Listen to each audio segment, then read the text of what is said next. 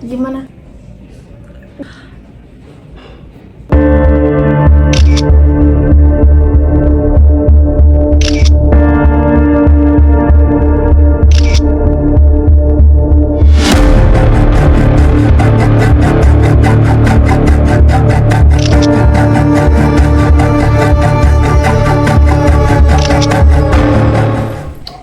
Halo semua, kembali lagi di Celup Cerita Luar Biasa.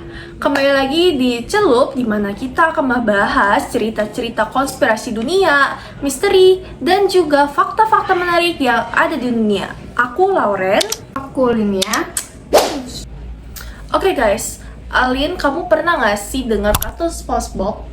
Pernah juga sering nonton. Iya kan? Nah, pasti penonton juga nggak asing banget nih dengan kartun SpongeBob kan? Si Sponge kuning yang tinggal di nanas bawah laut. Nah, tapi kalian tahu nggak sih guys, ternyata ada banyak loh konspirasi mengerikan tentang kartun ini gitu, yang tersembunyi di balik kartun ini. Mulai dari eksperimen militer, simbolisme psikologis, bahkan sampai ada sisi gelap Bikini Bottom nih Alin.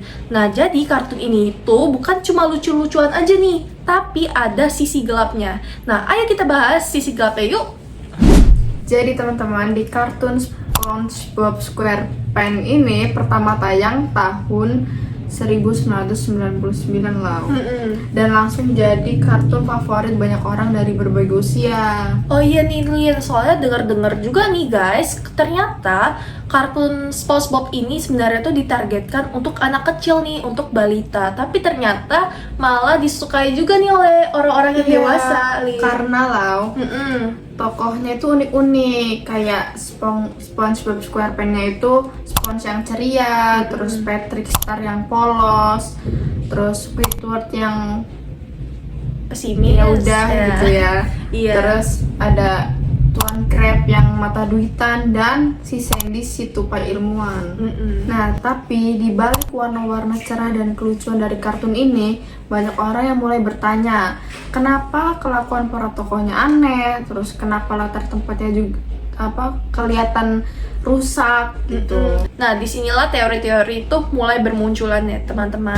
Oke guys, kita lanjut aja ke teori konspirasi pertama, yaitu teori konspirasi yang paling terkenal di kartun SpongeBob ini, yaitu yang menyebutkan bahwa Bikini Bottom, tempat di mana SpongeBob dan kawan-kawannya tinggal itu, ternyata adalah bekas lokasi uji nuklir nih guys. Yang namanya aja sudah mengarah ke Bikini Atoll ya, dimana ternyata Bikini Atoll itu adalah lokasi nyata di Samudra Pasifik, tempat Amerika Serikat itu pernah melakukan uji bom nuklir pada tahun 1946. Nah, menurut teori yang kali ini mengatakan bahwa makhluk di Bikini Bottom itu adalah hasil mutasi akibat radiasi alien, yang dimana nih kayak SpongeBob yang terlalu aktif, kemudian Patrick yang lambat atau Lola, kemudian juga ada Squidward yang depresi, bahkan Plankton yang licik. Nah, semua karakter-karakter itu alien ternyata dianggap efek dari eksperimen lokasi nuklir tadi alien.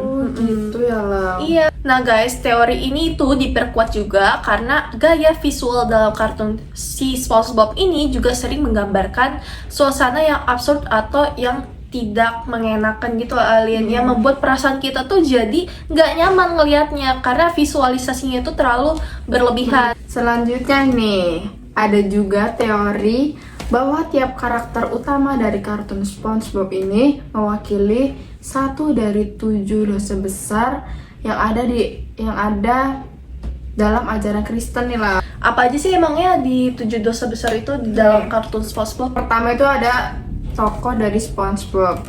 Dia tuh selalu berlebihan dalam mencintai segalanya lah. Oh pantes sih, karena dia tuh emang terlalu berlebihan ya Alin ya. Bahkan segala batu aja pernah disukai kayaknya ya. Bahkan si Gary nih peliharaan dia aja, dia sayang banget ya. Yang kedua nih lah, ada Patrick. Patrick itu kayak pemalas gitu. Kelihatan sih. Siapa guys yang pemalas di sini? Terus yang ketiga ada Squidward. Nah, Squidward ini apa ya, pemarah, pesimis, pokoknya negatif lah dia itu. Bahkan dia kayaknya jadi tetangga yang grumpy banget Iya. ya di lingkungan Patrick dan juga SpongeBob yang mereka berdua ini ceria gitu Iya, loh. terus yang keempat nih, ada Tuan Crab. Dia tuh serakah di kartun ini. Bahkan kayak 1 sen perak aja dipermasalahin Iya. ya. Nah guys, dengar-dengar juga bahkan si Squidward dan juga SpongeBob ini gajinya itu nggak pernah dibayar loh. Iya. Selalu telat gak bayar gaji guys. Selanjutnya ada yang keenam itu Plankton. Kenapa tuh Plankton? Plankton ini selalu iri terhadap Tuan Crab. Jadi dia kan apa mau ngambil resep crab patty dari Iya, Tuan Crab. selalu berulang kali itu Iya. guys. Terus ada Sandy. Sandy ini lebih ke sombong atas kepintaran dan asal-usulnya yang dari Texas. Oh dia jadi pride ya? Iya.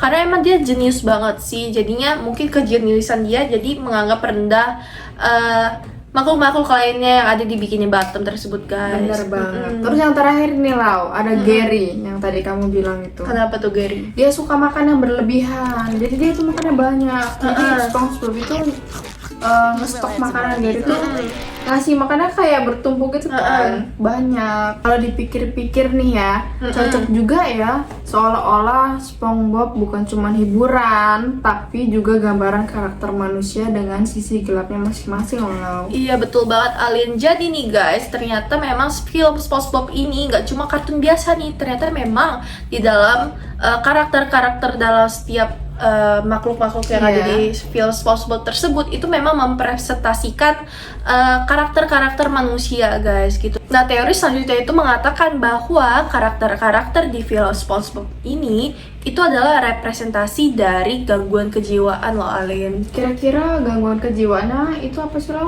Nah, mari kita bahas nih ya, kita kupas satu-satu. Yang pertama nih, ada SpongeBob yang tadi ya. SpongeBob itu memiliki gangguan kejiwaan ADHD guys. Oke, jadi si karakter SpongeBob ini mempunyai gangguan kejiwaan ADHD karena dia tuh terlalu aktif, sulit diam, dan juga dia tuh impulsif gitu.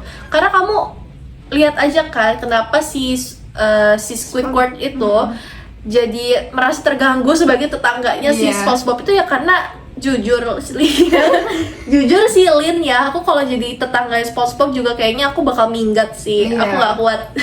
Nah kita lanjut lagi ke karakter berikutnya yaitu karakter si Patrick. Si Patrick ini mempunyai gangguan kejiwaan keterbelakangan mental ringan. Oh, gimana itu?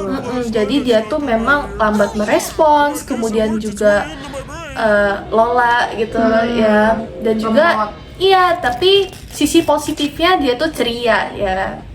Jadi apapun keadaannya dia tetap ceria. Iya dia orangnya Walaupun- positif ya. Kalau bahas si Squidward, yaitu dia tuh memiliki gangguan kejiwaan depresi kronis guys. Nah ini lumayan berat nih ya bahasannya guys ya. Jadi Squidward itu mempunyai karakter yang pesimis, sensitif, dan juga memiliki sifat-sifat yang antisosial nih. Seperti dia tuh tidak mau berurusan dengan SpongeBob maupun dengan Patrick. Padahal mereka tuh tetanggaan loh guys. Dan juga dalam merespon pelanggan-pelanggannya di Krusty Krab. ya di Krusty Krab itu dia juga agak grumpy ya, kayak gak cocok aja gitu buat jadi kasir. Gitu.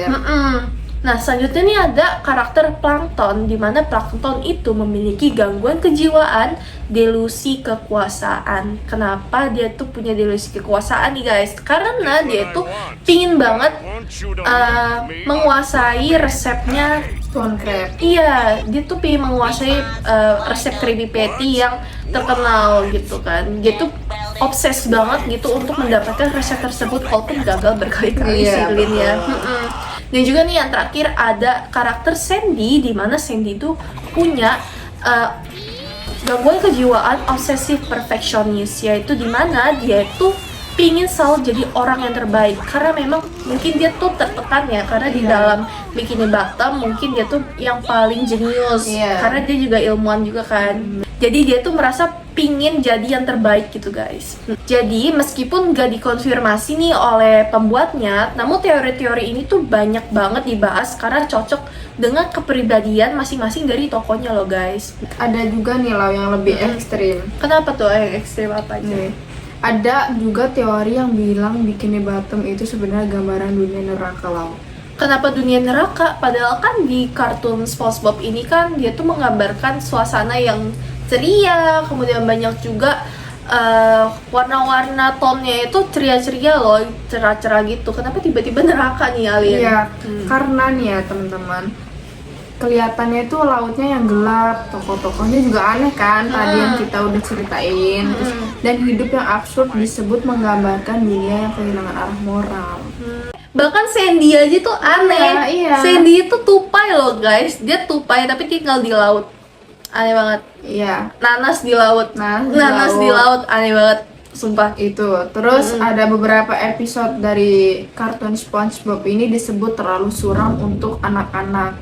Contohnya Apa tuh? seperti episode yang Rock Bottom atau yang Are You Happy Now?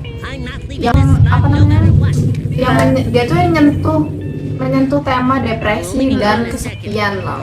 Apakah benar SpongeBob hanya sekedar hiburan atau ada sesuatu yang lebih dalam di balik Spons kuning ceria ini? Gimana menurut kalian?